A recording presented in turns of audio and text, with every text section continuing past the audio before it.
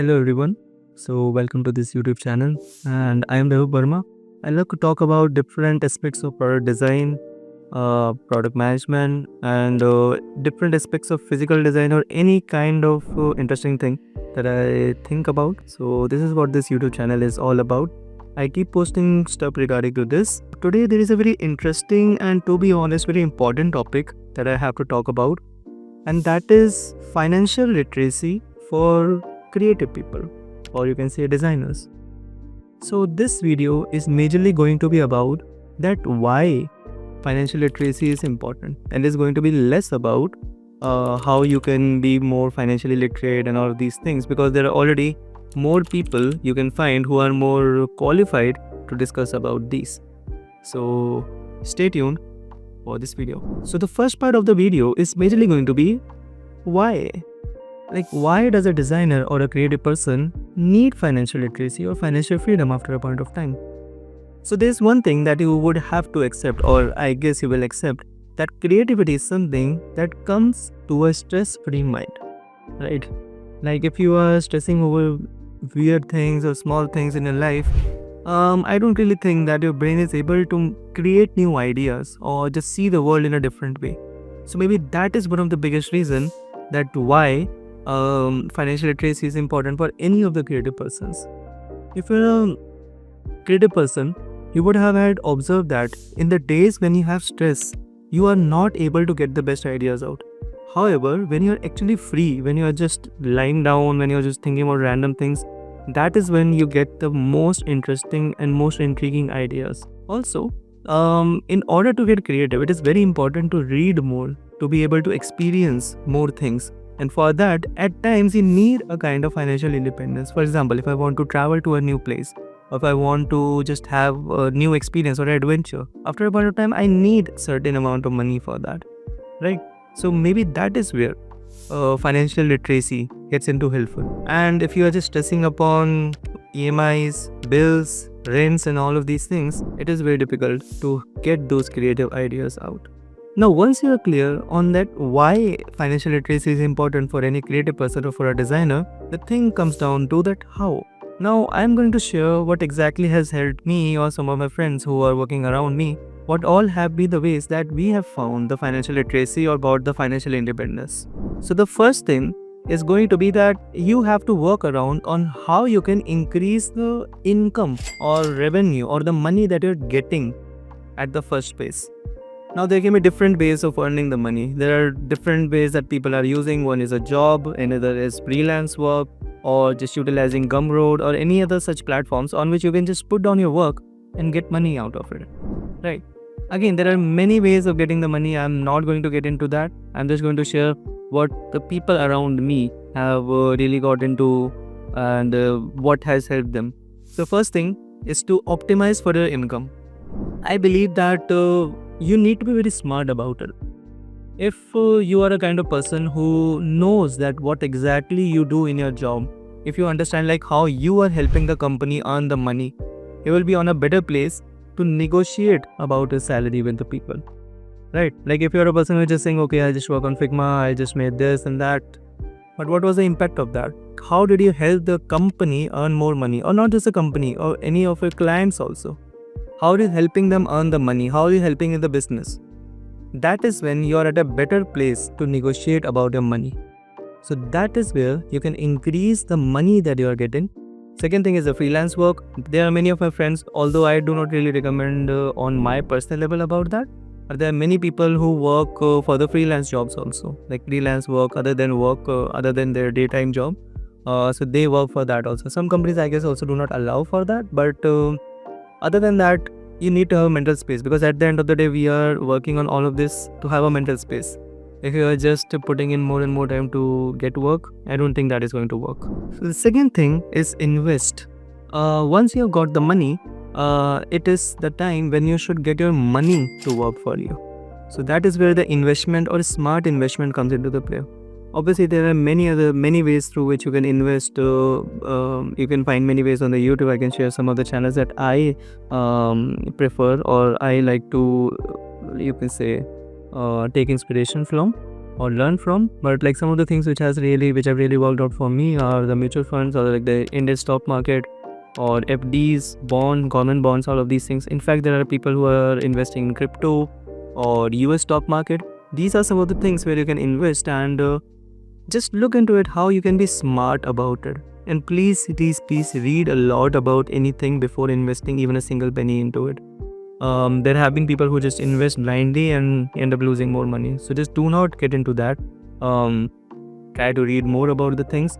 And also what I feel is that you should just start small, and just start with something. For example, if you're starting with the Indian stock market, just start with a very small stock, like a very safe stock, which is in Nifty 50 or something like that. Just start with it. Start small and analyze, because once you invest money, that is when you start to analyze more about how exactly finances work and all of these things. And if you want to be more safer, you can go for mutual funds. If you want to be more safer, you can go for FDs. But yeah, that is what has really worked out for me. Why investment is really very important? Because once you have got a corpus of money, that is where the investments are going to play the role for you. It is not always you working, it is your money also. It is going to work for you. So that is where the second point comes in, which is the investments.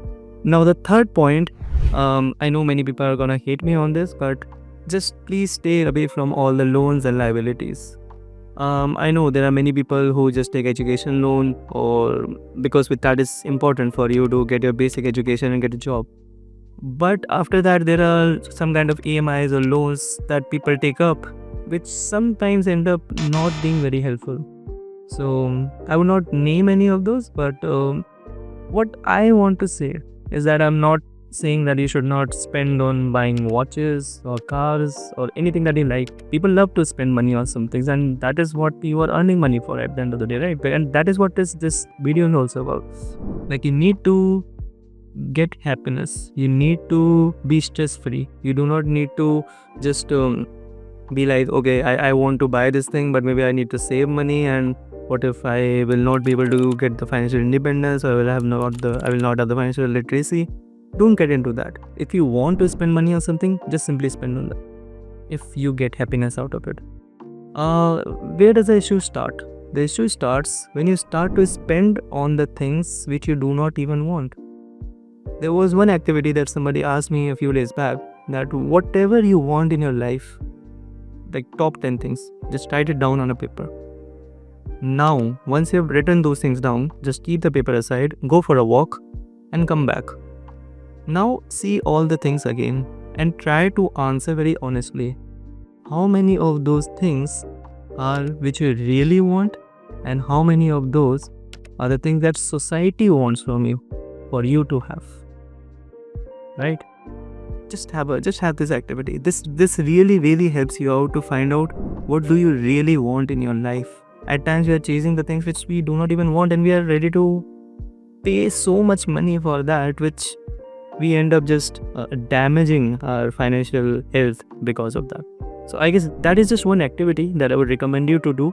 That has really helped me, that has really helped other people around me. Again, I'm not stopping you from spending things or taking loans or taking EMIs of any of the things. Just go for it.